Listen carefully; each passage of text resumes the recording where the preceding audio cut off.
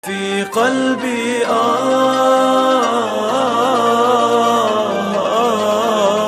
رسول الله في قلبي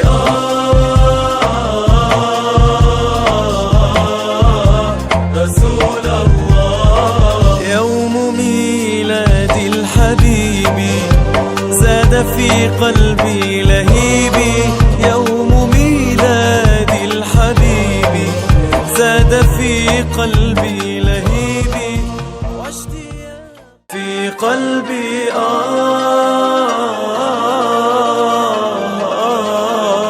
رسول الله في قلبي Istri Rasulullah sallallahu alaihi wasallam, As-Sayyidah Aisyah radhiyallahu anha mengatakan bahwa Rasulullah sallallahu alaihi wasallam menyukai wewangian dan memerintahkan kita untuk menggunakan wewangian.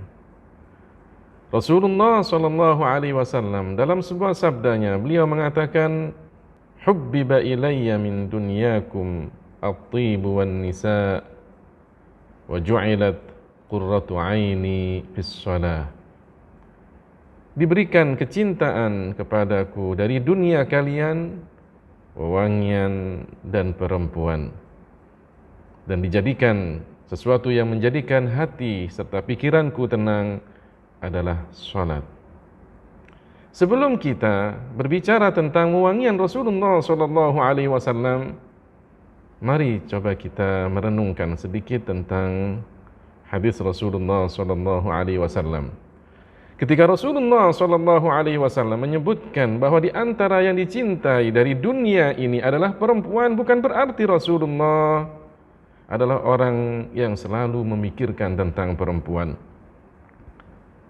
Bukan Rasulullah sallallahu alaihi wasallam terus mengumbar syahwatnya kepada perempuan.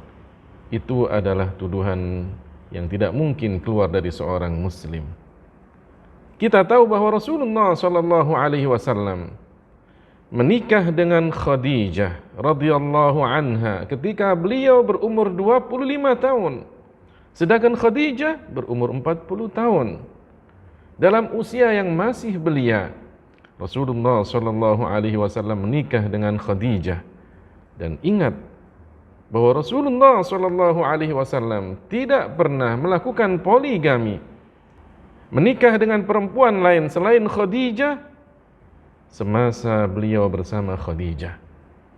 Baru kemudian setelah meninggalnya Khadijah, dan ketika itu Rasulullah sudah berumur 50 tahun, Rasulullah sallallahu alaihi wasallam menikah dengan perempuan-perempuan yang lainnya.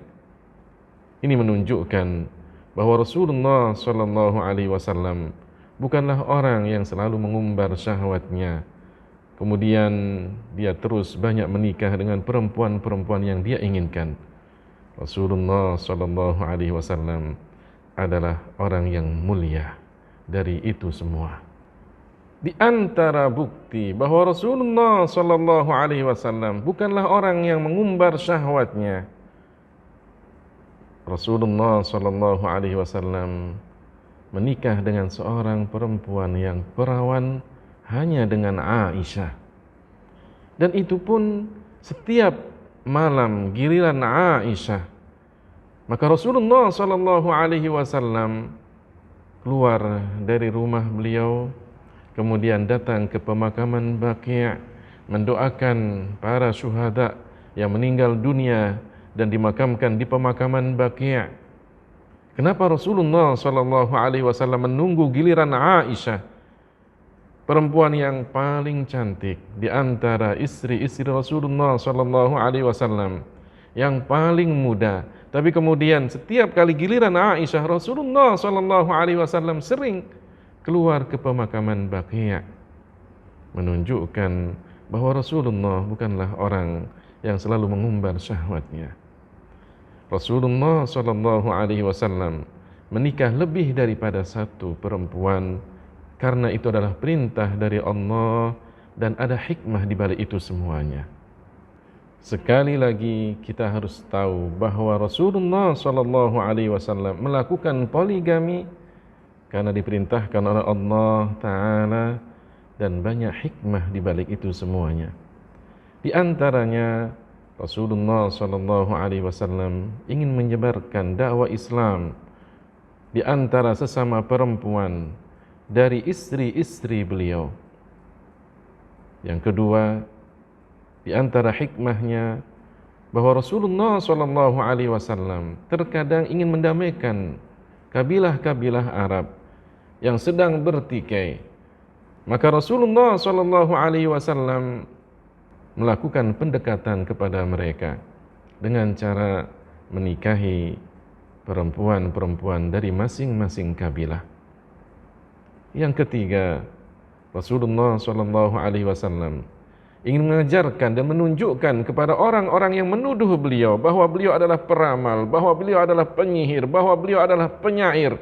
Bahkan ada yang menuduh Rasulullah adalah orang yang gila. Maka ketika Rasulullah SAW menikahi perempuan-perempuan dari masing-masing kabilah, kemudian istri-istri Rasulullah menyampaikan kepada kabilah-kabilah mereka bahwa apa yang dituduhkan kepada Rasulullah tidaklah benar. Yang keempat, Rasulullah SAW ingin mengajarkan bagaimana hidup berumah tangga, bagaimana hubungan suami istri, bagaimana suami menggauli istrinya di dalam rumahnya, dan bagaimana istri bersikap kepada suaminya.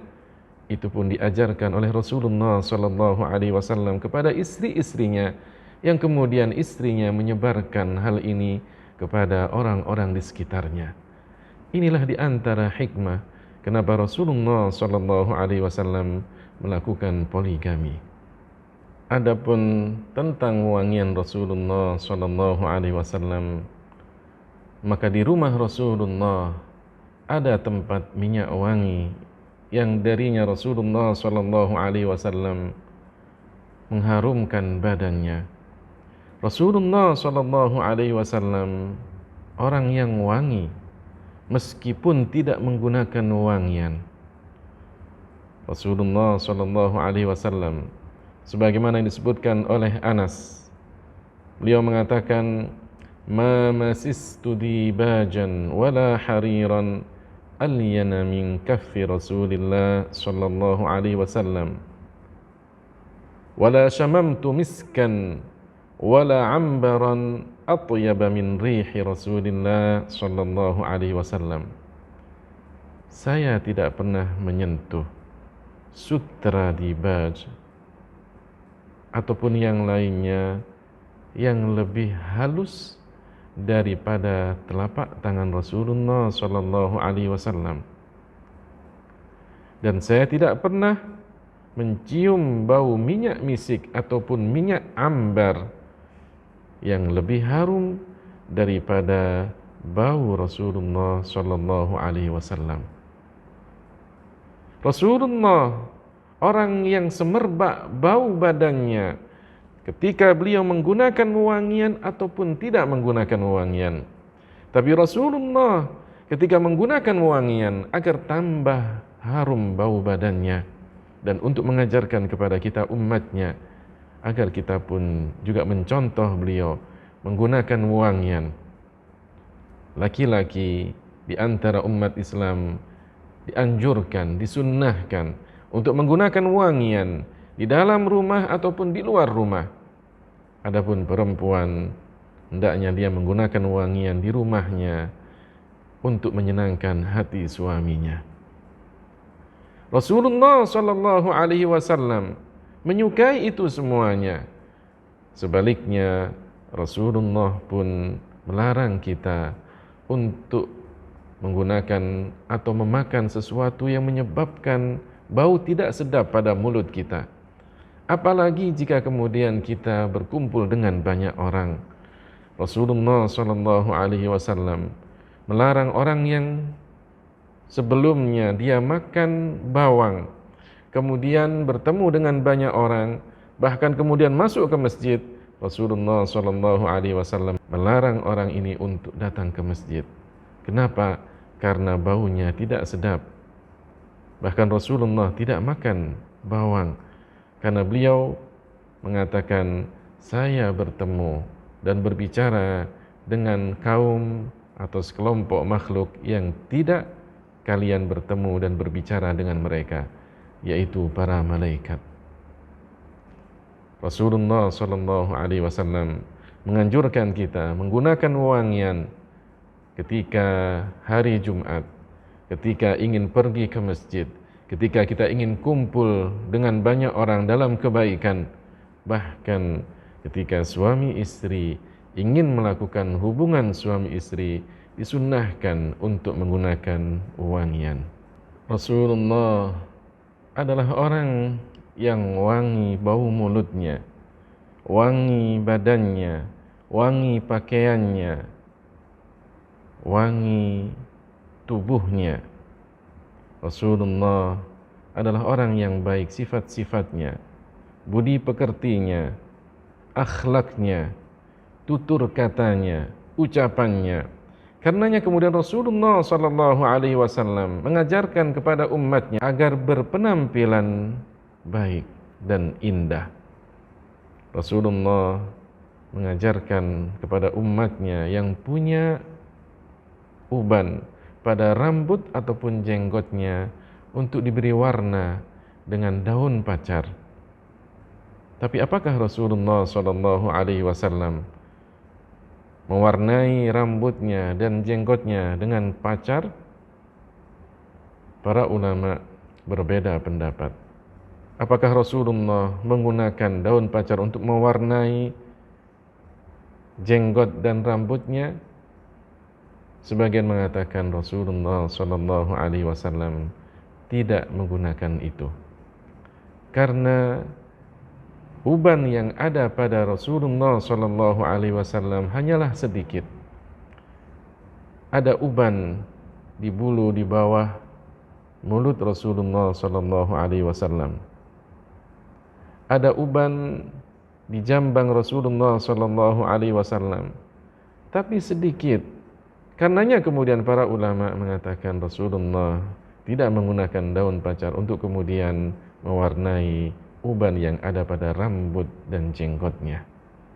Adapun riwayat yang mengatakan bahwa ada di antara rambut Rasulullah yang warnanya agak kemerah-merahan, para ulama mengatakan itu adalah rambut yang pertama kali mulai berubah untuk menjadi uban. Terkadang dimulai dengan warna yang merah, sehingga para ulama mengatakan bahwa Rasulullah SAW tidak mewarnai rambutnya dengan daun pacar, karena uban yang ada pada rambut Rasulullah hanyalah sedikit. Sebagian ulama mengatakan bahwa ada 20 helai dari rambut dan jenggot Rasulullah yang beruban. Rasulullah SAW begitu mulia, begitu tampan, begitu baik, dan begitu terpuji akhlaknya. Bahkan dalam bentuk fisiknya pun Rasulullah SAW sangat mulia, sangat baik, dan sangat sempurna.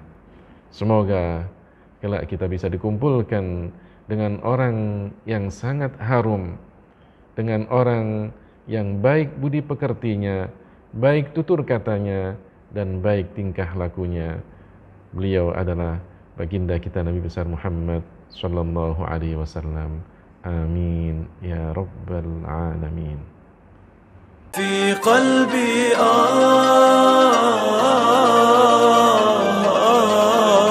Rasulullah, fi qalbi